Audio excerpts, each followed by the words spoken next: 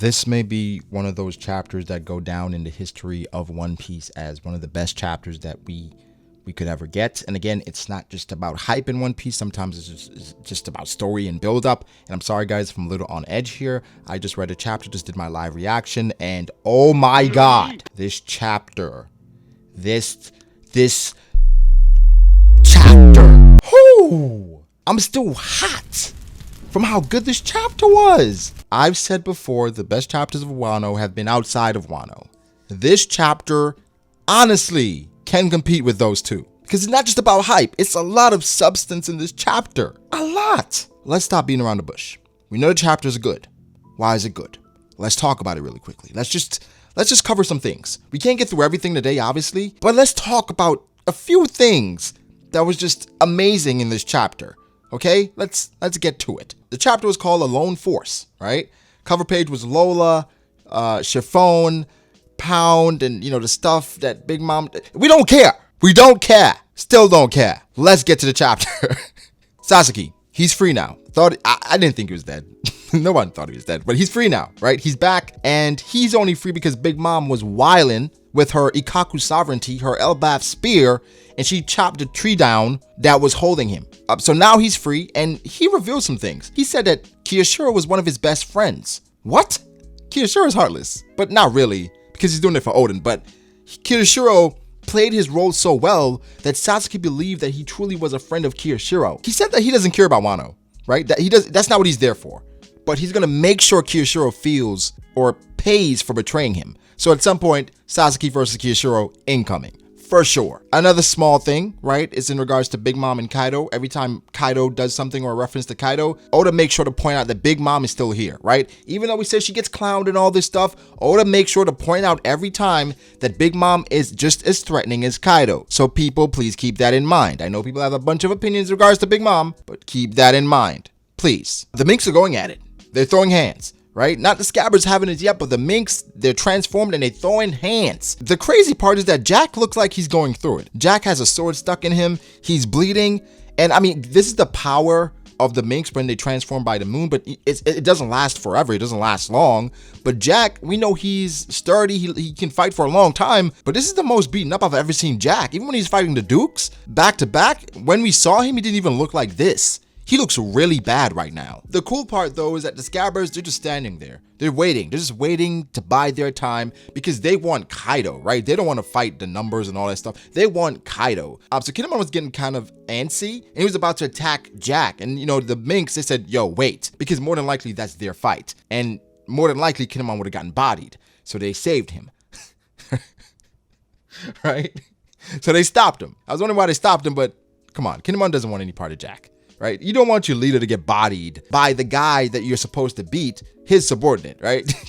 That can't happen. So they're like, yo, stop, chill.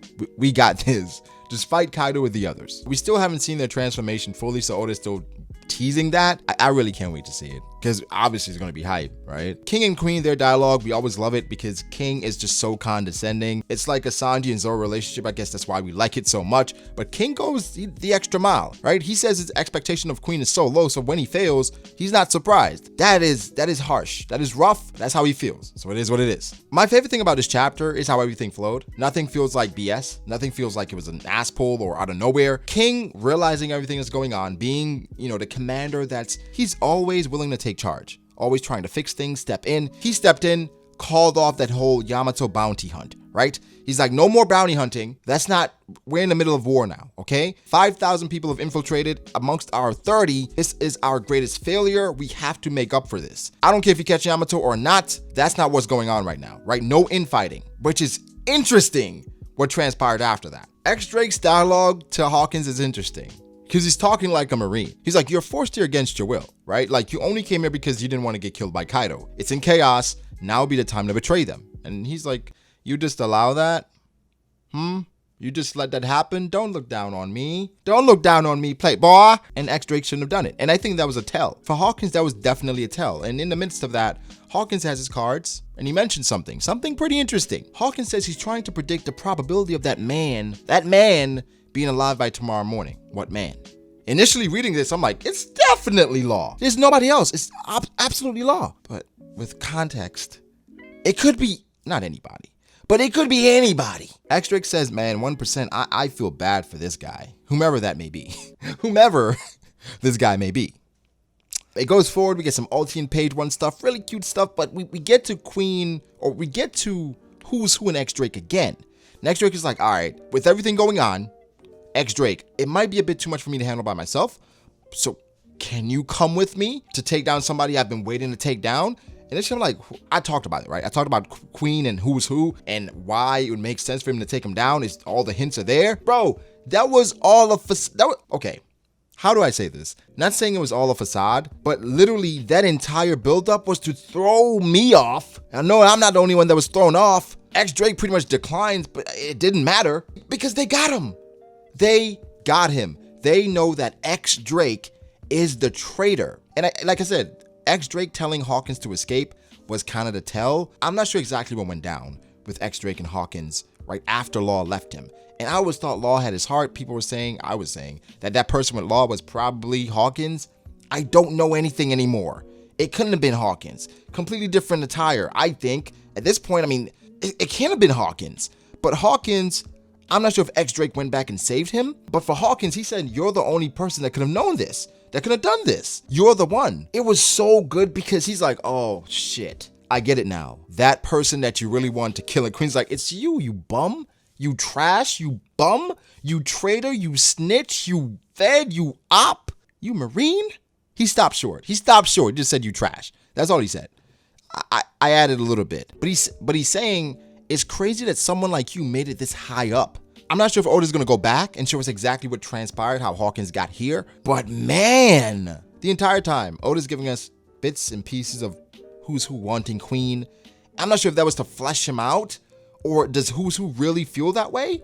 But all that buildup led to this. I'm like, oh wow, they're about to double team Queen, and they end up double teaming X Drake. Bro, in the midst of all this, we have the Straw Hats showing off, right? Just beating everybody up, the number, casually beating the numbers, and they're talking about what's cool here, right? They're talking about how in Thriller Bark, they couldn't even beat Oars together, right? It was a struggle. Now they're beating this number who's just as big, if not bigger, I'm not sure, by themselves, individually, right? The cool tie-in is that with Thriller Bark, we had the Florian Triangle, which had those large things that trumped Thriller Bark. So it's like, is Oda trying to tie all this in? Is Moria going to show up next because he's bringing in Moria, the Ora stuff, the ancient giant race that was mentioned in the last chapter? Oda, you just stop it. You wildin' now. You wildin'. We'll talk about the Straw Hats Sunday because, man, I'm so happy I made that video about the Straw Hats being underrated because they're going crazy. And there's a video my guy, Mr. Morge, made, about the dynamic of the Straw Hats not changing. I don't know, man. This is not a knock to Sanji, right? But those moments where they show off, it's normally Luffy, Zoro, and Sanji showing off. Here, it was Luffy, Zoro, and Jinbei. My guy Jumbo showing up. They're showing out. Sanji was in the chapter, but he was just gazing, right? Just there, like, listen, this is not an indication of anything. I'm not saying that, but actually, I am saying that. This is an indication that the dynamic could be changing and shifting, right? Where I think it's going more so personally towards Luffy separating himself because Gear 4th is Gear 2nd now. It's casual. He's separating himself, and then we see his 3 commanders, right? So maybe I'll respond to that video at some point. Great video though, but I disagree.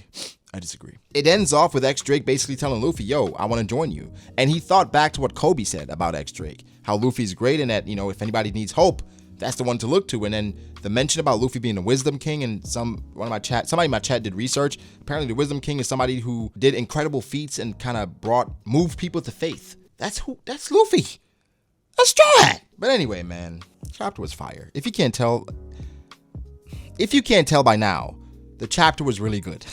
The chapter was fire. I said in my stream that chapter, if not the best in Wano, well, actually, is the best chapter that took place in Wano so far. 956, 957 was everything going on outside of Wano. This chapter, the culmination, tying so many things. Chapter was fire. Guys, please like this video. Subscribe to the channel for more content like this. We'll be going deep on Sunday. We'll be talking about, because we're going back. We're going back to X-Drake and Laws, that whole interaction. Where's Law, by the way? We haven't seen him in a while. So we got to figure out what's going on. We got to talk about Luffy in Gear 2nd, Gear 4th. More than likely Gear 5th is here. Not here, but on the way. Definitely on the way. But guys, give me your thoughts. How do you feel about the chapter? I'm not even going to ask your rating. I know what it is.